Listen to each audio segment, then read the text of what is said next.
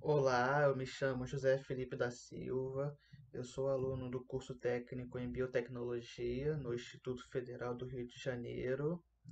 Hoje eu vou apresentar um seminário sobre princípios da técnica e equipamentos utilizados na eletroforese em gel de poliacrilamida com SDS, né? Chamado SDS-PAGE, na sigla em inglês. É um seminário para a disciplina de Técnicas de Análises Bioquímicas 2, ministrada pelos professores Leila Pontes e Gisele da Silva.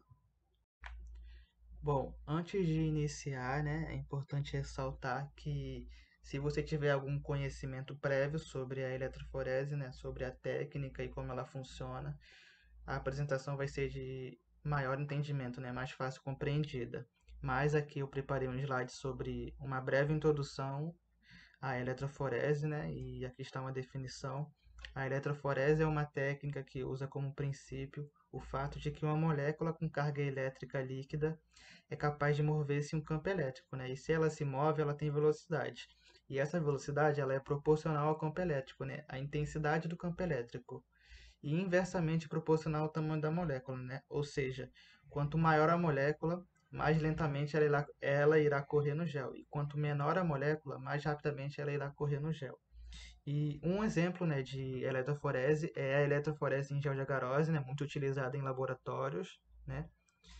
E para realizá-la, a gente precisa de uma amostra, nesse caso vai ser de DNA ou RNA, proveniente de uma PCR, por exemplo. A gente também vai precisar de uma cuba horizontal. Nessa cuba está contida a fonte, né, um eletrodo e o pente. Nós também, obviamente, vamos precisar de um gel de agarose, né, formado por uma concentração definida de agar, uma solução tampão, que nesse caso vai ser o trisacetato EDTA, por exemplo, né, o TAI é o mais utilizado. Nós também vamos precisar de um corante intercalante de DNA para posterior visualização, né, como por exemplo o Diamond Dye, é um corante que intercala as ligações de DNA e a gente pode ver depois. Nós também vamos precisar de um DNA Laser, né? Esse DNA Laser é um marcador de peso molecular. Ele serve para a gente saber qual o peso que, a, que, a, que o DNA ou o RNA possui, né? Após a corrida. E também, né, por último, a gente vai precisar de um fotodocumentador, né? Para documentar o resultado. Aqui está um exemplo de uma eletroforese, né, em gel de agarose, por exemplo. Aqui são os poços, onde vai ser colocada a amostra e ela irá correr, né? Aqui, por exemplo, é o DNA Laser, né? Começando daqui, ó. Você pode ver aqui, ó, 400 pares de base, 250 pares de base, 200, 150, 150, né? Aqui, por exemplo, se a amostra parar aqui, quer dizer que ela tem 400 pares de base. No caso aqui não tem, mas, por exemplo, aqui em 200, ó, 200 pares de base, né? Tem o poço 1 e o poço 2. Como podemos ver, né, quanto maior os pares de base, ou seja, maior o tamanho da molécula, mais lentamente ela irá correr. Então, quanto mais para cima aqui, ó, maior é o DNA ou RNA, e quanto mais para baixo aqui, ó, ao final da corrida, menor será o tamanho da molécula. Esse DNA líder é formado por DNA de vários tamanhos e por isso que ele apresenta várias bandas. Aqui nós temos os equipamentos, né, utilizados na eletroforese em gel de agarose. Aqui, ó, a fonte com o eletrodo vermelho e preto, né, que vão dar origem ao polo positivo e negativo. Aqui nós temos a cuba em ênfase, né, mostrando aqui, ó, a solução, né, o tampão, cobrindo o gel, né, a fonte de energia, o lugar onde é colocado o cátodo, que vai dar origem ao polo negativo, e o lugar onde vai ser colocado o anodo, que vai dar origem ao polo positivo, né. Nós temos o suporte para o gel e, obviamente, o gel de agarose com os poços feitos pelo pente, né. É, nesses poços vão ser aplicadas amostras e também os marcadores, né, os DNA lasers, aqui que eles vão correr do polo negativo para o positivo, né? Como por exemplo aqui, ó, eles vão correr aqui, por exemplo, aqui é uma amostra e aqui vão ser as bandas de DNA ou RNA e aqui vai ser, por exemplo, o marcador de peso molecular, né? O DNA líder, por exemplo, aqui, ó, 100, 200, 300, 400, 500 pares de base, e aqui vai ser o final da corrida.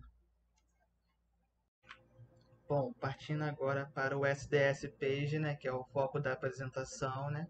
O SDS Page é uma sigla em inglês para eletroforese em gel de poliacrilamida com dodecil sulfato de sódio, né?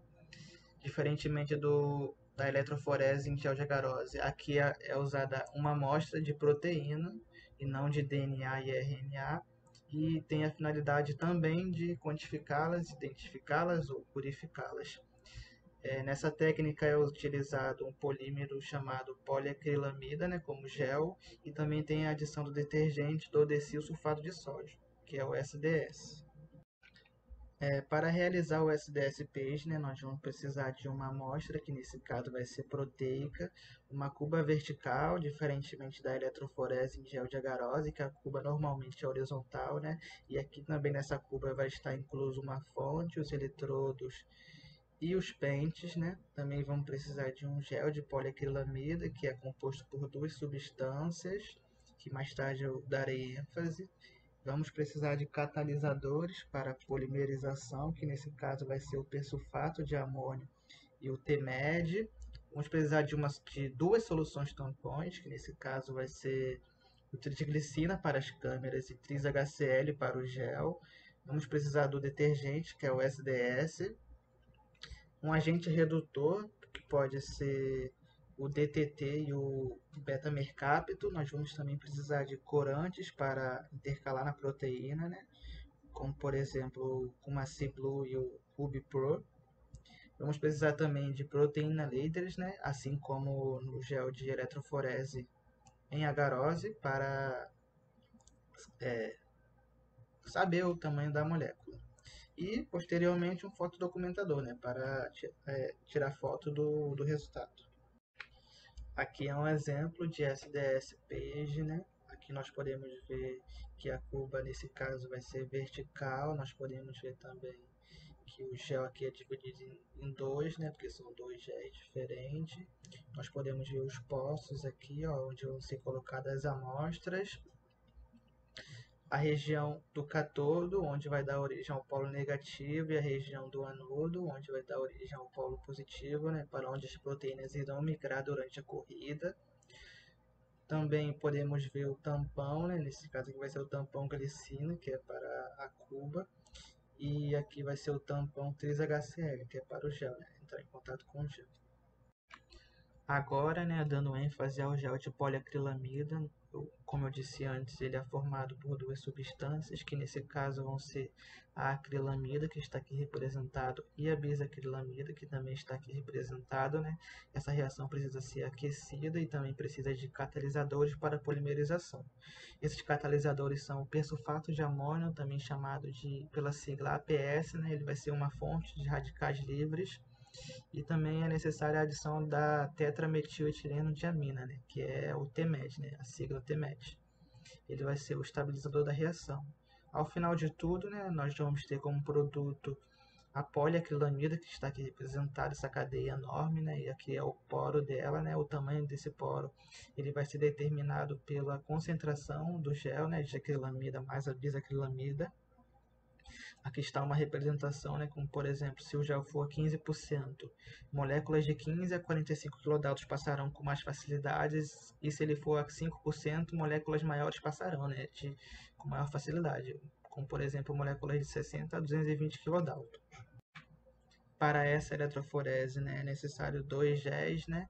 O primeiro gel aqui em cima nós temos o gel de empilhamento, né? Um gel com poros maiores e pH menor. Ele serve para consertar, né, modificações, como por exemplo na concentração da proteína das amostras, né? Ele afina as bandas, né, fazendo com que todas as proteínas comecem a partir do mesmo ponto aqui, né, que é do início do segundo gel. Esse segundo gel, ele é o gel verdadeiro de corrida, né? Aqui inicia a corrida das proteínas e aqui está o final da corrida, né? E, consequentemente, as suas bandas vão estar representadas, dependendo do tamanho da molécula, né? Quantos pares de base ela tem.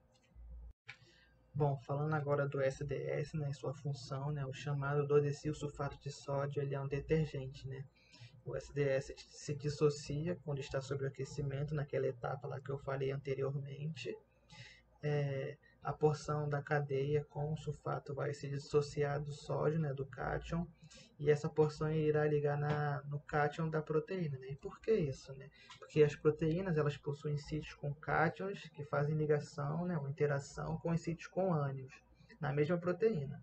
Isso faz com que ela assuma uma estrutura tridimensional, né, e desse modo não seria correto iniciar a corrida, pois os cátions interfeririam na carga parcial proteica e, consequentemente, na corrida. E aí que vem o SDS, né? Ele assume a função de se ligar a esses cátions, fazendo com que a proteína perca a interação com ela mesma e, consequentemente, lineariza ela, né? Deixando a carga parcial dela negativa, de modo que só o tamanho da molécula interfira na corrida. Bom, agora falando dos agentes redutores, né, para o SDS-PAGE, né, eles são responsáveis pela quebra da ligação de sulfito, que está aqui representado, né, é uma ligação covalente, ou seja, o SDS ele não vai conseguir quebrar, e para isso existem esses agentes redutores, né. Exemplos deles são o beta-mercaptoetanol, né, e o DDT, o chamado de tiotreitol, né. Eles possuem essa porção SH aqui, ó, aqui representada no beta-mercapto e aqui representado no DDT e aqui também, né. Essa porção SH vai fazer interação com a ponte sulfeto aqui e, consequentemente, vai linearizar essa proteína, né, mais do que já estava antes. Bom, agora falar um pouco sobre a ureia, né? Ela é meio que um extra, ela é usada quando não se quer usar o SDS nem os agentes redutores, né? Ela é um meio alternativo. Quando ela é usada é chamada de page inativa. E por quê? Porque ela é um agente calotrópico, né? Um agente calotrópico, ele consegue quebrar as ligações de hidrogênio entre a água e a molécula proteica, né? Em solução aquosa.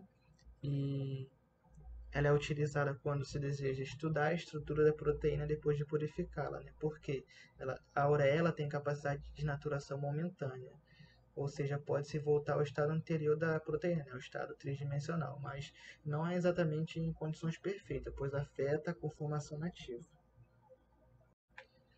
Agora, né, falando sobre os equipamentos utilizados no SDS-PAGE, nós podemos ver aqui como, por exemplo, a cuba desmontada, né? Nós podemos ver o pente, a própria cuba, os eletrodos, o lugar do anodo, do catodo e os suportes, né, para o gel.